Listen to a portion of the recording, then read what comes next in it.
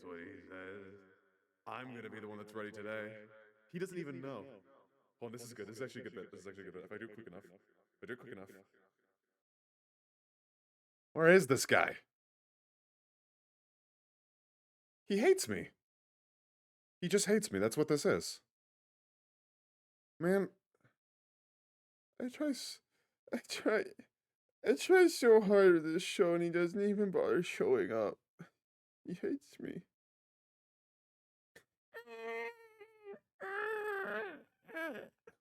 I guess that means I'm in charge now.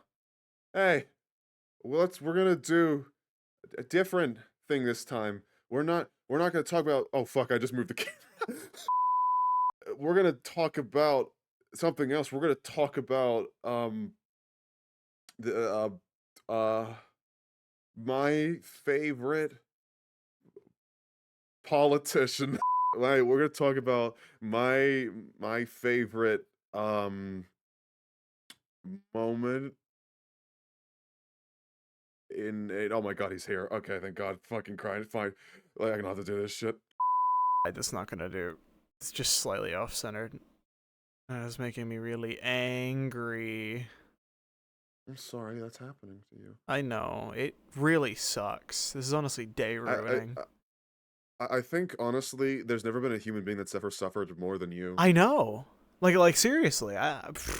Well, everyone needs to, like, kind of back off, you know? Because, like, you're the one that's really going through it. Yeah, And okay. honestly, You think I you're having problems. That's brave of you. Your marriage is falling brave. apart.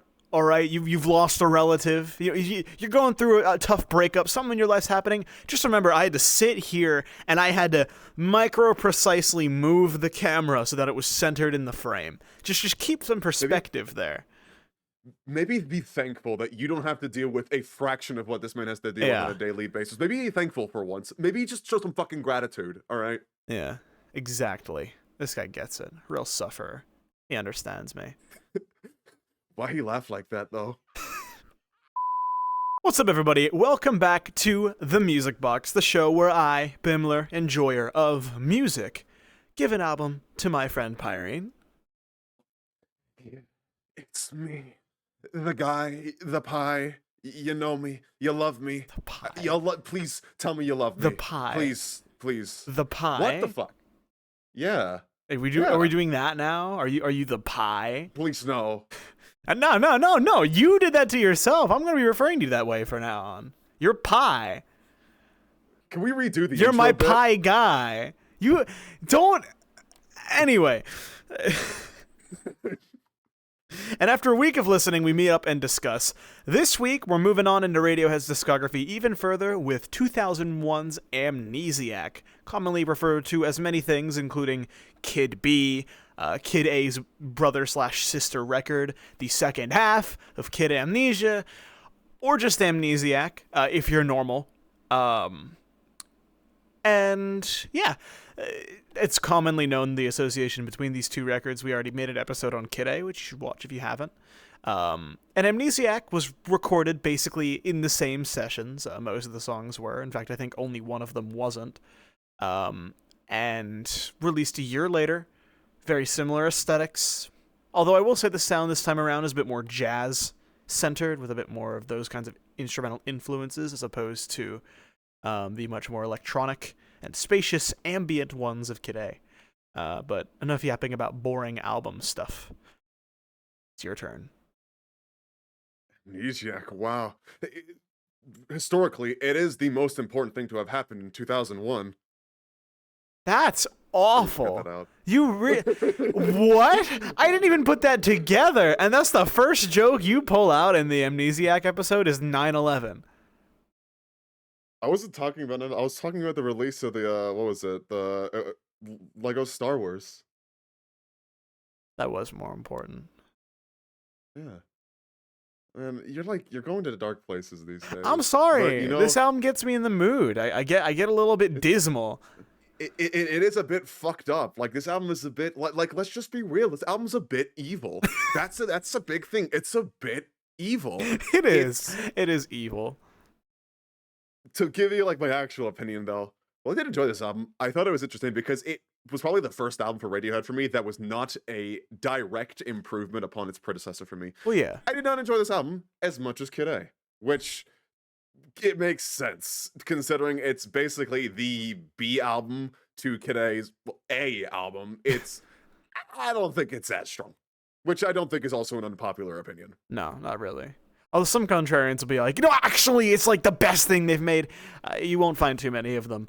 I do really enjoy Amnesiac, and I'm glad that Radiohead created it. I think it adds a really neat sort of opposite perspective, or not opposite, like a different side to the Kid A coin, if you will. Like I said, it's a bit jazzier, a little less ambient. It also is a little bit evil. Just in general, I think a lot of, like, there's a joke that I tell to a lot of people that it is kind of just the evil Kid A, at that, especially citing the opening tracks of each record. Whereas everything in its right place is very clean and smooth and electronic, pleasing to the ears. Packed Like Sardines in a Crushed Tin Box is very sharp, and I say use the word dismal, and I'm going to use it again because it's the first word that comes to mind when I think of this record. It has that sort of dismal energy. It feels very discordant. It feels very almost upset or discontent. A lot of words that start with dis. But it's true. I really like that song, though. I honestly might, if you catch me in the right mood, prefer Packed Like Sardines to Everything in Its Right Place. That's probably one of my craziest Radiohead takes, but I don't know. That is a pretty crazy take, because I don't think I'd ever prefer Pack Like a Crushed Sardine. I don't think I'd ever prefer to Everything in Its Right Place, but that's because I really like Everything in Its Right Place. I do like it, though. I think it's a good opener. I think it's very indicative of what the album is going to do, and that it's not going to be like Kid A. And it's also fun, because that's when they bring out, get this, they don't have Tom Yorke on this album. They have his opposite, his evil twin, Sinister Yorke. And he's the one that takes the reins on this. Sinister Yorke. Stop. We're not. For context, when we listened to this record, we had a bit where we talked about Sinister Yorke, which is Tom Yorke's evil twin, and he was the mastermind behind Amnesiac. We're not bringing that. Yeah. We can't. No. What are you talking about? You know what I'm talking about. All right, you don't have to talk about it, but I'm going to talk about my experience with the album. And Sinister Yorke, I would consider to be important to the experience, because it's more than just a bit, Bimler. It's like you said, it's the other side of the coin to Kid A. You have Smiley Yorke, which in Kid A, that he's not smiling there, but then you have Sinister Yorke. It's more like Somber Yorke and Sinister Yorke, actually. I think that's more appropriate. Yeah, sure. Okay. Pack Like Sardines, I like that song a lot. It's actually one of my favorites on the album. But when I say it's like I might prefer it to Everything in Its Right Place, if somebody came up to me and asked, hey, Bimler, what is the most underrated Radiohead song? My go-to answer is usually Pack Like Sardines in a Crushed Tin Box. I love the sounds on it. I think it's really neat, but also there's a lot of little details in its writing that I think are really cool. Like every time he says after years of waiting, the time between that and the next line get longer every time he says it. It's a little neat detail. Look for that next time you listen to the song. It was really cool. Also, I absolutely adore the second verse where all the percussion drops out and it's just those really freaky like electronic humming sound, not humming sounds, but they're not really beeps either. Buzz sounds. Music sounds good. Good. Don't think too hard, buddy. You can see the smoke coming out of his ears.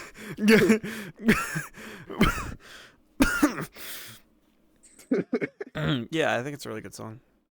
Very underrated. I think I agree. I think it is underrated, but I also really do enjoy it. I don't want to say it's like compared to Everything in Its Right Place. It's garbage. Number. It's nothing. It's awful. But it is good. It sucks, and you hate it. And I think it is indicative of a big thing about the album that for me, and just a big overall thought I have is that it has a lot of really cool ideas. And I think it has a lot of really cool things it does, but it's more like isolated moments, because the entire album of Amnesiac almost feels like a sampler pack. It doesn't really have, to me, a really cohesive structure. It's just more like a bunch of songs that are just put together, and it's just kind of like, okay, this is everything we couldn't put in Kid A, so we're going to put it in Amnesiac. And to me, it's kind of just a bit like, over there's not really an overarching theme, which I think is a shame. I really like a lot of the overarching themes that Radiohead's like albums have. This doesn't really have it, so that does kind of like drop in my opinion. But a lot of the songs, Like, I think the first three songs 3. they do this very, very, very well. Pact, Pyramid, and Polk. That's a lot of P words. Yes. You could have even gone further. You could have gone Pact, Pyramid, and Polk Pole. It could have done even more, right? Well, yeah, then I get tongue twisted. I'd say something stupid again, like pursed. It's true. You did say pursed. I mean, I'm sorry. I got no. dyslexia. Here's the thing. I agree. And I'm very happy that you like Polk Pole Revolving Doors, because I feel like that's like the most like deranged Radiohead take that you can have is like, guys, Polk Pole is really good. You gotta believe me, because people meme on that song all the time because it sounds very strange. It's very claustrophobic, chaotic. Tom Yorke is being played out of a microwave.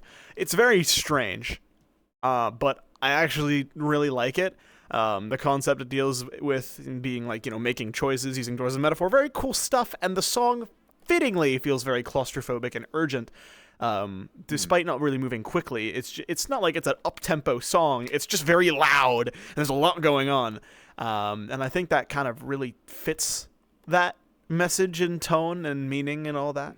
So I think in a better album, like, okay, I don't want to say better because like Amnesiac's bad, but I think in an album that had more structure, Polk would, I think, would be a lot more popular as like a good transitional song.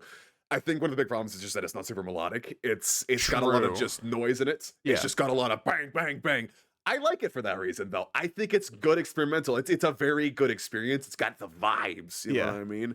I can understand not liking that, but I don't know. I just really enjoyed it. I thought it was a good like concept for something that also could, in a bigger picture, like a broader picture, could be really interesting. No, I definitely agree, and I'm glad you bring up the term experimental and experiments, because I feel like Kid A gets a lot of the credit for being super experimental, but honestly, I feel like Amnesiac at times better reflects the experimental nature of the sessions that spawned these records. With songs like Hunting Bears or like Spinning Plates that don't even feel like fully fleshed out songs. They feel more like pieces of a sonic experience or experiment, just kind of put out there. I remember one of my favorite details that I like to do when I show people the record. Like Spinning Plates, I really like Spinning Plates. I think it's a good song. However, the version that exists on the 20th anniversary compilation album Kid Amnesia, the Why Us version, is just infinitely better, and it's like if they finished the song. Yes. And 100%. I genuinely I've been tempted to replace it on my big playlists, but I think I have replaced it on my Radiohead playlist.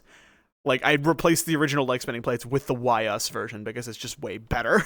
But it took them 23 years, but they finished a song. Yeah. Yeah, but it is really good. Even I will say, as much as that is funny, and I think Why Us is way better, the original Like Spinning Plates is still really cool. There's also a detail about that song that we're gonna get into in the Hail to the Thief episode. That is really cool, and I'm gonna keep that a secret. But it's a really neat detail. If you're a Radiohead fan, you probably know what that detail is, especially because I mentioned Hail to the Thief. But it's very cool. You mentioned like Splitting Plates. We mentioned that one was a bit experimental. I like Splitting Plates, but you mentioned another song, Hunting Bears. Yeah, along with that. Fuck Hunting Bears. Hunting Bears sucks. Hunting Bears. The first major miss in Radiohead. I've liked, even if I've had an opinion of them, I've liked every single track beforehand. Hunting Bears is not good. Yeah, it is just not very fun. It is disappointing. Bad. It's not finished. It's like, okay, I get what they're doing. I get what they're trying to go for. Why did you take it out of the oven like 30 years too early? Yeah. Dude, this shit is like fucking raw. I could ply this doughy fucking mess it's with like a finger biting into and it raw would, chicken. flake into nothing.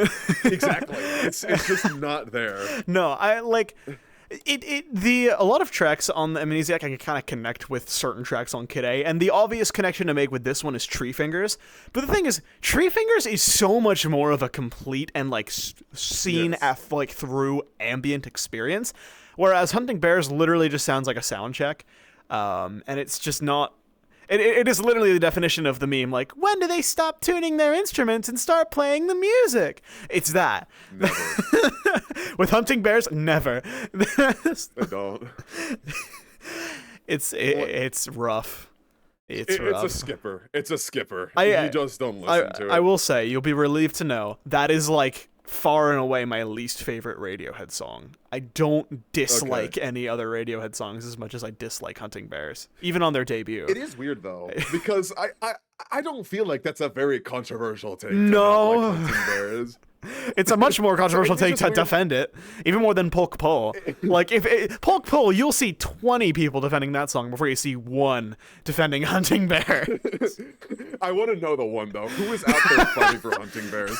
What is your name? What? How are you fighting for? What are you? Who are you? Can I look? Know. Can we study you in a lab? Please. Can we run an MRI on your brain and see how the waves fire when you listen to Hunting Bears? No, but here's the thing: if it has to be Hunting Bears to be the one track that just doesn't make it, then I'm totally fine with that. Nothing else has even gotten like as close to being disappointing to Hunting Bears, and that's fine by me. It was inevitable; it's gotta happen. I don't know how it got into the record, to be fair, because I feel like if you listen to it, maybe they just needed another track to fit it to a full 11, but I don't know. But it's whatever, because everything else on the album I still think is pretty good. Yeah. Sorry, I got distracted. It's okay. It's like I could take the reins. No, it's okay. It's like Radiohead made a deal with the devil. Like, he went up to Tom Yorke and he's like, I see after OK Computer, you can't write music. I'll give you the gift of writing new music. However, you have to write and publish Hunting Bears. All the negative song energy was put into Hunting Bears. It's just a minute of crickets. Release Hunting Bears, and I will split your personality across many variants. Sinister Yorke will come to be Tiny Tom. Will come to be Tiny Tim Tom. Wait, where's Tiny Tom? Manifest. Tiny Tom's on Polk Pull. That's right. That's where Tiny Tom is. Yes. Yes. He's on Polk Pull. Yeah. What? Okay. Moving on to anything else. You know that I say that. Oh yeah, you said the first 3 tracks were very fleshed out and did things very well. What about track 4? What about You and Whose Army? You mention that one. Well, as I'm looking at my notes right now, I have a grand total of, get this, 5 notes on it. I will read them out as such. Wear me down, come on, kill me. That's the first note. Okay. Cronies. That's the second note. The song is P good until 150, then it blows and it blooms. Oh my lord.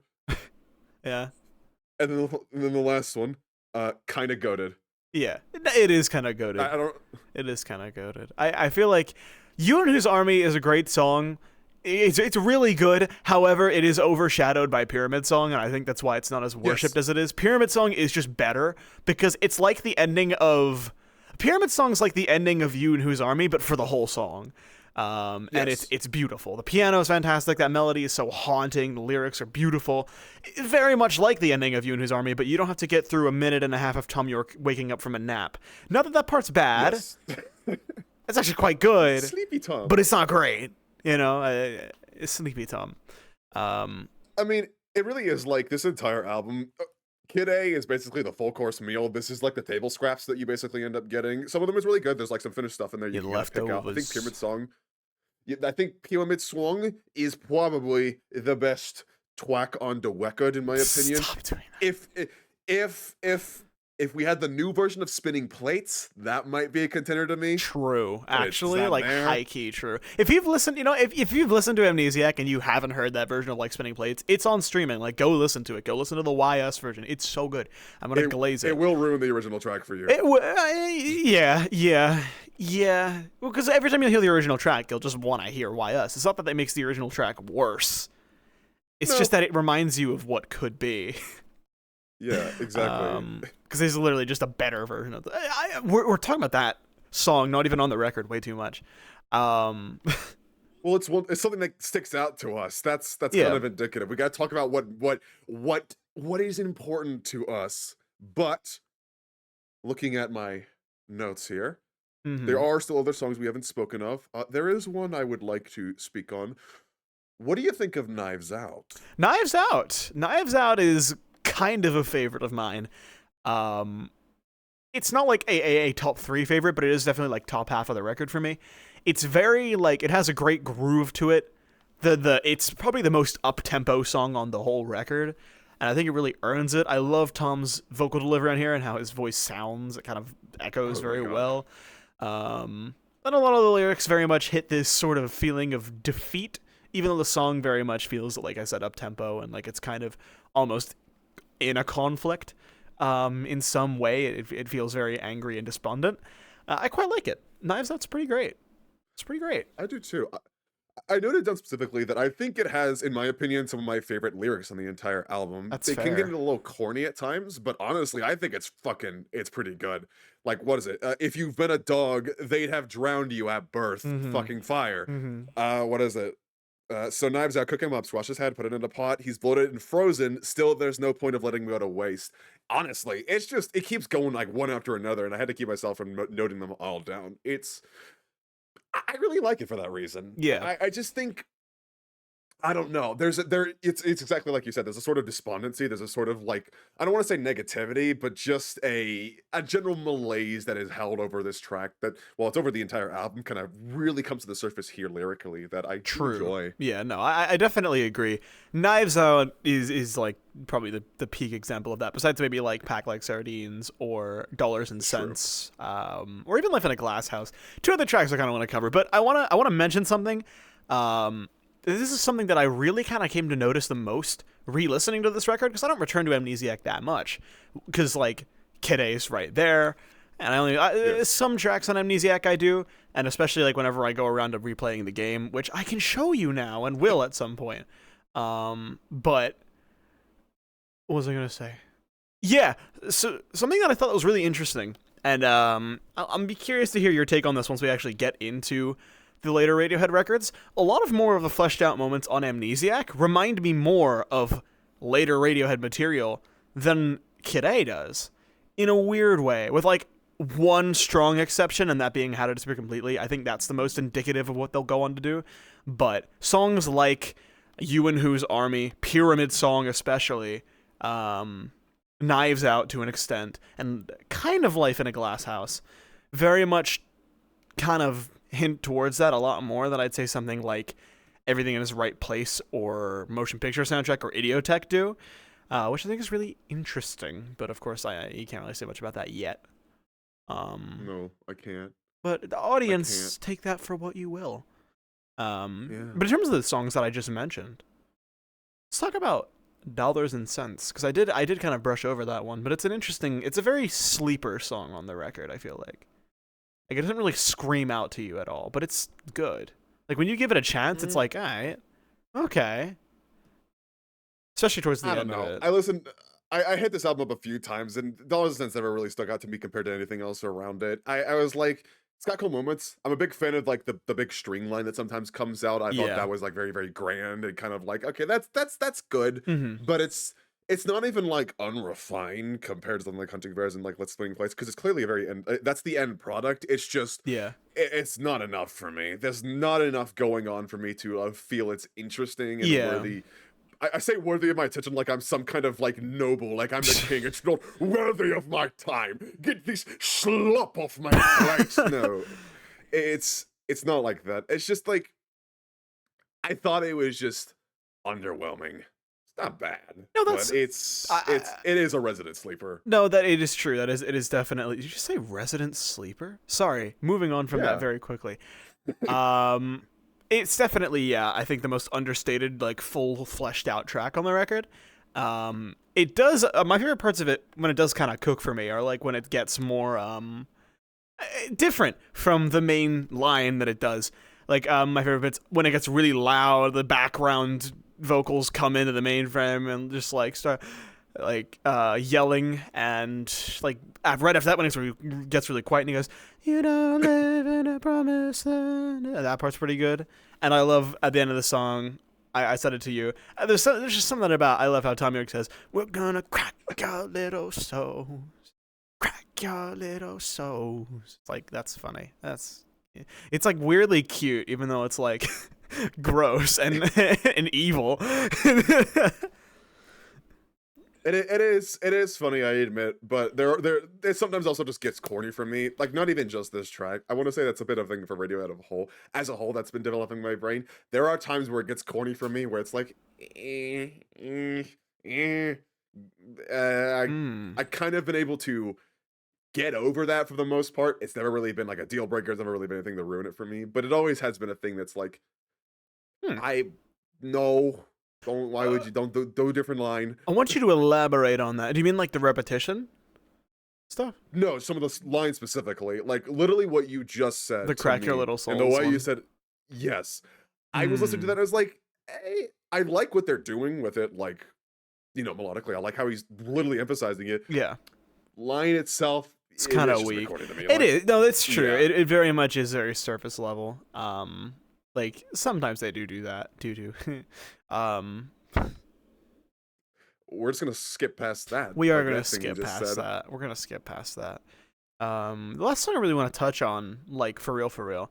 But before I actually do, I want to say one quick thing, and you just need to say yes because I know you agree. The version of Morning Bell on this record is worse. I'll double down on that. I'm not just gonna say yes. I'm gonna say if you disagree, we are gonna kill you. We're gonna come to your house and beat you to death with hammers because you need to have a God argument. You need to be coming down with the fucking iron fisticuffs to come to me and say that Morning Bell's Amnesiac is better than the version on Kid A. What are you smoking? I'd rather you go and your ass say you're defending hunting bears because at least I know you're brave. Anyway, we can move on to the last song. Yeah. Life in a Glass House. That song's really good. That song's really cool. The horns.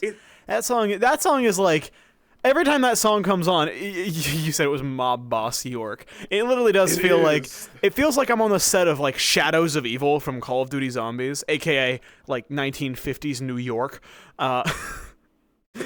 Like everything has gone black and white. It's raining in the middle of the night. I'm walking outside in my suit. I'm smoking a cigarette after finally catching the killer. And it's like it has such a potent mood to it, but I really like it. It does. And I think it sets the stage. Honestly, it sets the stage perfectly for the next record, with its themes, talking a lot about someone listening in and ooh the man. But yeah, that's pretty cool. I did think it was a bit of a strange closer, to be honest. I didn't expect it, but I think in a weird way it does work. Like it does work. It in its like composition and the way that it kind of just almost overall it feels like if this record were to be something that was a bit more like comprehensive in a theme, the end point of the general malaise and that kind of almost dirge that they're building up to a kind of final point where he's like, I'm done. I'm done with this shit. I'm gonna go fucking. I'm out in the streets now. I'm taking shit in my own hands. I'm fucked up. I'm evil. I'm sinister, as a matter of fact. Sinister. Yeah. Yeah. No. Yeah. I know. Yeah. I can't entirely disagree with that. I'm not even. I can't entirely disagree. I agree with that. Yeah. It's just really an album for evil people. It is. If you're evil, you'll enjoy it. It is a sick, twisted album. It's not even like sick, twisted in what it's depicting. It's in its delivery. Like it just sounds very. We've been saying this the whole time. It just sounds very dark. Yes. Even tracks like we kind of mentioned all the ones we did. I've realized as we started talking about Life in a Glass House, we did kind of skim over a track that at least the band seems to value a lot on the record, which is the song "I Might Be Wrong." And I'm gonna be real, I kind of feel a similar way to that song that I do about Dollars and Cents. I think it's good. It doesn't really grab me as much as a song like Knives Out or You and Whose Army or Pyramid Song. It's a good song though. I kind of agree. I thought it has a pretty strong main line, but it doesn't really deviate from the main line. And just when it does, because it does do the "Let's go down the waterfall." That is good. That's the best part of the song, like easily to me. And it comes at like the end of the song, right? Like halfway through, so it's like at that point, I'm already like, I'm hovering over the skip. Like I might have already skipped it at that point. So it's like, I like it more than Dollars and Cents. I'll say that. I agree. No, it is better. But in general, yeah. I mean, Amnesiac. its highs can nearly match Kid A's at times with songs like Pyramid Song, Life in a Glass House. Like, very good songs, but it's much more of a mixed bag, and I think generally that's what drags the album down a lot. If we're talking on my like hierarchy of where I place Radiohead records, it's usually the second or third from the bottom for me. It trades places with the record we haven't heard yet, which I'm fascinated to see what you're going to think about that record, because it's very strange. It's pretty obvious for anybody who's into Radiohead, or even you, because it's the one I haven't ever mentioned yet. The King of Limbs. I don't think you even knew that was an album that existed until I just spoke it. Not. Yeah, it's the one between In Rainbows and a Moon-Shaped Pool is The King of Limbs. And it's like easily the most divisive Radiohead album. So I'm really curious what you're going to think about it. Got a good name, at least. Yeah. The aesthetic's really cool as well. But I'm getting sidetracked. It generally trades places with that. Right now, if you asked me, I'd probably say it's second to least. Which, considering how great some of the moments on this record is, I mean, that's not as much of an insult as it sounds like. No, it's not. I think in another universe where this, like, the tracks on this album got put into a full like context, it got a full meal, as it were. Mm-hmm. They would soar very well if they got finished, but as it stands, it just kind of has to be the case. Like, the Amnesiac almost has to exist for the band to move forward, in my opinion. No, based on the way it is. It does, and I'm very glad it exists, because if we didn't get to hear some of the highs on this record, I'd be very sad. I agree. And for that reason, I'd give this album like a 79. I think would be my score, like 79. Just shy of an 80, because some moments it does just straight up lose me, and there's a few tracks that I just don't return to very often on it. But I still like it. It's still very good. I think that's actually the lowest score I've given on the show by 1 point. Now I'm thinking back, by 1 point, because I remember I gave Lift Your Skinny Fists an 80. And this is a 79, so there you go. I was gonna give it like an 81 or an 82. I think what it does that I enjoy quite a bit. Mm-hmm. There's a lot of ideas that I think kind of stick out. Maybe it's just the fact that the things I like stick out more than the things I don't like. But I don't think it goes below like a B. It's a low B, but it doesn't go below a B for me. Fair enough. But that about wraps it up. We kind of sped through this one, but I mean, there's not a whole lot to say about Amnesiac that you don't already say about Kid A or any other Radiohead stuff, to be honest. But what was I gonna say? Oh yeah. So in the next episode, we are reviewing the new Black Country New Road album, Forever How Long. Highly anticipated. We've already made an episode on this band before, and their last album, Answer Up there. Check that out. It's going to be popping on screen. Also, before this episode comes out, me and Pyrine have actually released our own individual recaps of the first 10 episodes of the Music Box. So if you don't feel like sitting through episodes for, God, how much? That's probably like 7 or 8 hours of content. Probably. And you just want to hear some of our opinions on more popular records that might have come out recently, or records that I'm a big fan of and we've talked about in length together, condensed into a much more enjoyable and edited experience from each of us individually. Highly recommend checking them out. And if you don't want to do that, check them out anyway, because they're really cool. Please. Please. But yeah, that's about all from me. Anything else you want to say? Well, considering we had a lot of opinions today, we would be interested to know, of course, whatever you think about Amnesiac yourself. Please let us know in the comments below. Do you defend hunting bears? Like us, please smash that like button. Okay. Subscribe and hit the bell as well. We really do appreciate the support. It actually helps us know a lot what like people actually give a shit about, and what we should do more of and what we should do less of, and what's generally popular. We kind of have to go with the tides when it comes to YouTube content. And, well, it's not like we're here to break it big. As a matter of fact, we do enjoy interaction. So True. Maybe do it. Maybe It'd be nice. Hey, you've been here for this long. Please. No, I'm kidding. Yeah. But yeah, we will see you all in the next episode. Adios. Peace out. Yes. Goodbye. Goodbye. Farewell. Goodbye.